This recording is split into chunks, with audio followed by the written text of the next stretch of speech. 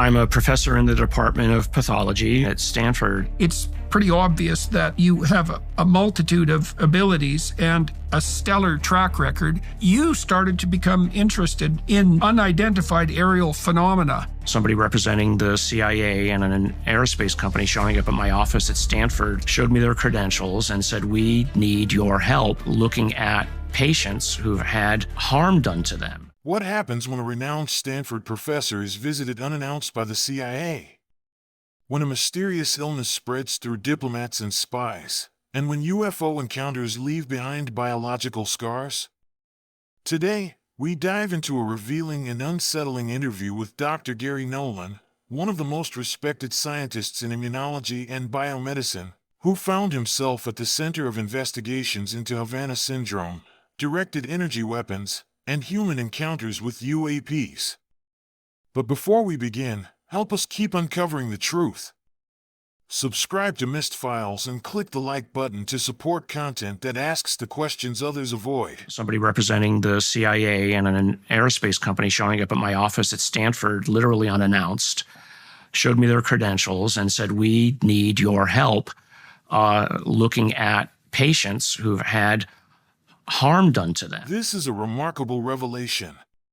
Dr. Nolan's claim that the CIA and aerospace representative sought his expertise on an undisclosed medical investigation involving microwave weapons suggests official acknowledgement of exotic weapon systems. The fact that Stanford's Nolan was chosen implies the U.S. government recognized the need for advanced immunological or cellular-level diagnostics, which adds legitimacy to the phenomena being studied.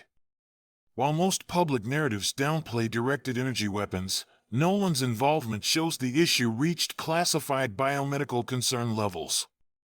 And I was like, well, what kind of harm? And then they laid out the data, literally like MRIs and X-rays of internal scarring of... Are these people who reported abductions? No. Sorry. Okay. I'm off on a wrong tangent. These are intelligence agents, diplomatic corps, military personnel, etc., all who'd had said that they were hearing buzzing in their ears, or, and then a small subset of them said that they'd been in proximity to things that you would call a UFO. This marks a clear distinction between traditional Havana Syndrome reports and a subset involving proximity to UAPs. Nolan's disclosure connects neurological effects to anomalous aerospace encounters, potentially reframing Havana Syndrome not just as an adversarial attack but also as a bioresponse to non-human technologies. This echoes theories proposed by Jacques Vallée and others that suggest close encounters can cause physiological alterations. So I thought it was a joke at the beginning, especially when they mentioned the UFO stuff, because I had no intention at the time of going back and doing more alien research after the Atacama mummy escapade, and so they had come to me. I mean, why come to me? Well, one, I was willing to talk to people about this stuff, but two, they wanted to do blood analysis of the individuals who'd been harmed as part of a complete medical workup. And so they'd asked around and they said, well, who does the best blood analysis? Oh, you need to go talk to this guy, Nolan at Stanford. He has this thing called CyTOF that can do the deepest analysis of blood that, currently today and still. So basically, over the course of 2 or 3 years on working with this group and on these patients, it turned out that these were actually the first of the Havana Syndrome patients. I'm sure you've heard of Havana Syndrome. So review that for everyone. So Havana Syndrome was something that basically came out around 2015, 2016, and it was called Havana because it was the diplomatic corps individuals in our government who were getting headaches, they were having to be sent home. And it turned out that it's probably a kind of microwave technology being used by some of our adversaries. It's 100% real. Some people in the CIA tried to debunk it, but now there's a whole set of paperwork put out by the Department of Health and Human Services on what's now called anomalous health incidents, where Havana Syndrome and all of the sets of associated symptoms are all listed, and there's a path now for people who think that they have it to go follow it up, appropriately with the Veterans Administration or what have you. But in the 3 years. Okay, so let me get this straight. So you had someone from the CIA show up to your office, and he had a list of people who had medical problems, and some of those medical problems were a consequence of people coming into contact with what technology that is mysterious. Is that the right way of thinking about it? Yeah. Well, they didn't know what the source of it is, but now we know that it was basically. It's an energy weapon, just a microwave weapon. Just imagine you could focus the beam of your microwave in a very narrow path towards a person's head. You'll bake the brain cells in their head. So, there's nothing magical about it. We have them. Everybody knows that these things exist. At the time when we were working on it, we were calling it interference syndrome. You call something a syndrome when you don't know the exact cause, but it can have a variety of manifestations. And so what we had done was we had matched the symptoms to what are called the International Diagnostic Codes. Nolan's naming of interference syndrome and mapping it to ICD, International Classification of Diseases, codes demonstrates a rigorous scientific methodology. Instead of speculation, he systematized the data to build a clinical profile. This approach contrasts sharply with how mainstream skeptics dismiss Havana Syndrome as mass psychogenic illness. His framing shifts the syndrome from psychological ambiguity to biological measurability. So that we had the ability to say, oh, it's this, and it's this, and it's this. And if you have 10 of 15 of these, you have interference syndrome. So at the same time, somebody was figuring out what Havana Syndrome was. And it turned out that our set of symptomologies matched perfectly with the Havana Syndrome ones. For most of our patients, we were able to hand all of that over to the U.S. government, and I've worked with Senate staff and others, on that, and that's something I can't talk much about. Here, Nolan confirms that his findings aligned with what later became officially labeled as Havana Syndrome. This independently validated overlap between his team's early clinical observations and official recognition by U.S. agencies, e.g. HHS, NAS, strengthens the credibility of the syndrome's physical reality. It also reinforces that this was not psychosomatic, but biologically traceable, a position echoed by the National Academies of Sciences report, 2020. But what remained, and this is what's good about how science is done, once you've characterized something and you find it uninteresting, not that it's uninteresting that these patients are being harmed, but I could hand it off to somebody else who would then take care of it as a national security concern. What was left on the table were the oddities, and those were the people who had gotten close to UAP, they claimed, at least some of them. And they had, as it turned out, slightly different symptomologies. Some of those were more likely to have erythemas or, scarring on the skin as opposed to internally, or manifestations on the back of their neck of some kind of irradiative damage. This is one of the most explosive claims in the interview. Nolan directly correlates physical harm with proximity to UAPs, suggesting an energy-based or radiative field interacting with human tissue. The specificity of symptoms, arrhythmias, external skin effects, is consistent with exposure to directed energy or radiation. It opens the door to further hypotheses. Are UAPs emitting harmful fields, either deliberately or as side effects of propulsion systems?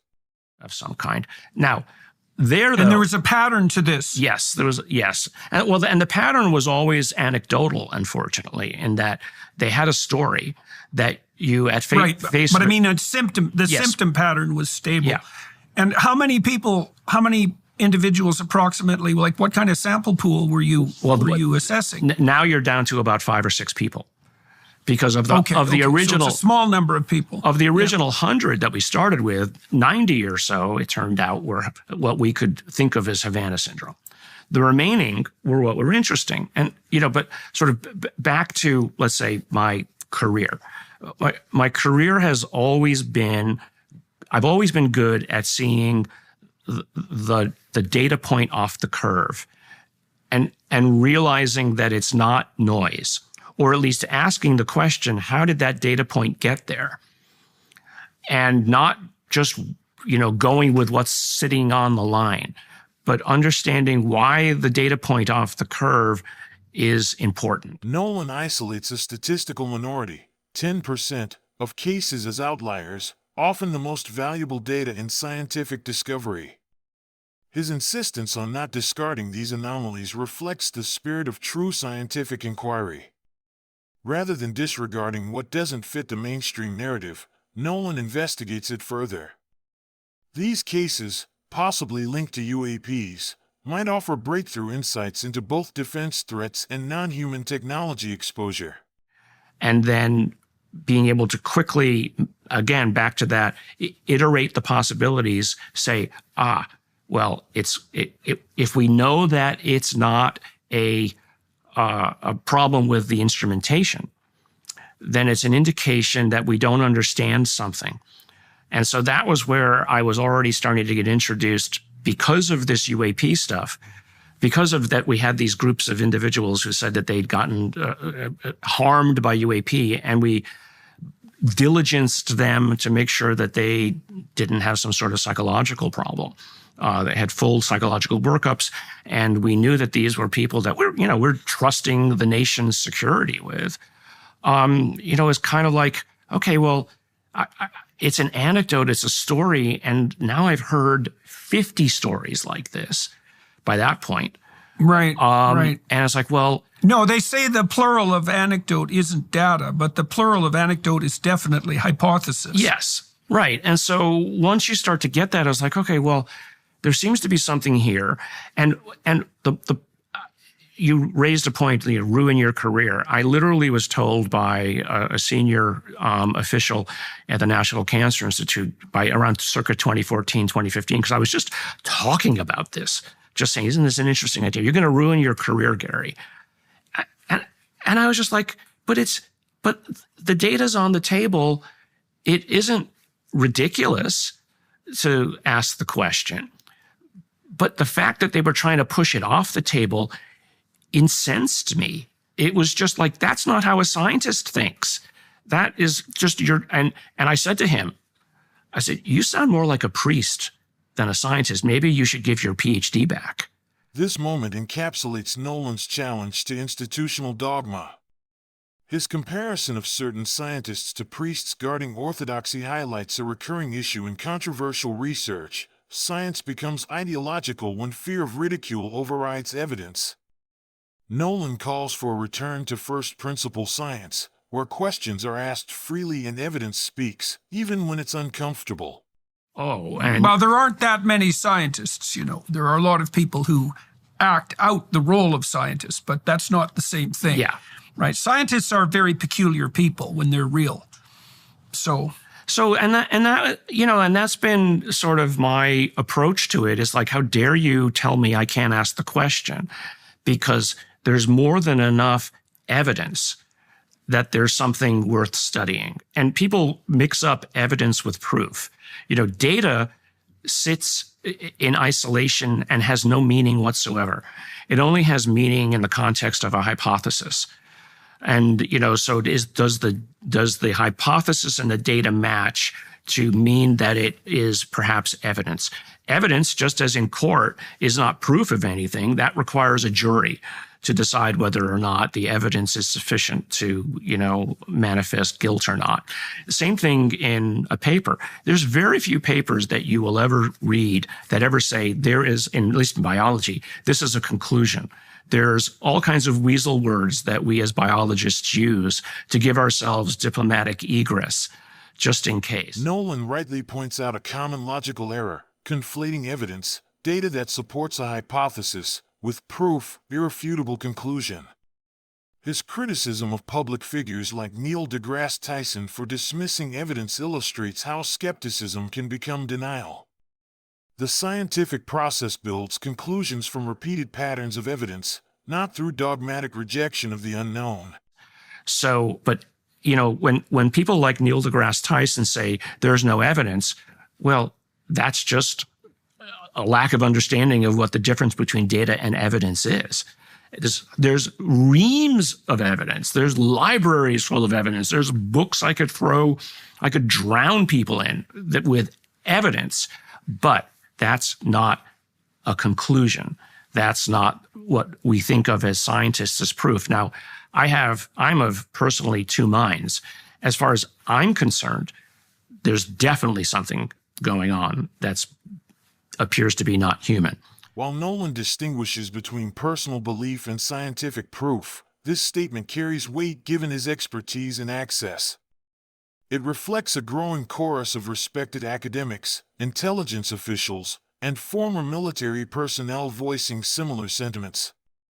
His caution to separate belief from publication is methodologically sound, but his intuition aligns with a paradigm shift already underway. The more we investigate, the clearer it becomes. There's something happening beneath the surface, and the truth may not be terrestrial. If you want to hear the full, unedited interview between Dr. Garry Nolan and Dr. Jordan Peterson, the link is in the video description below. Help us keep digging. Like this video. Subscribe to Myst Files. And hit the bell so you're the first to know when the next mystery breaks. Thank you for watching.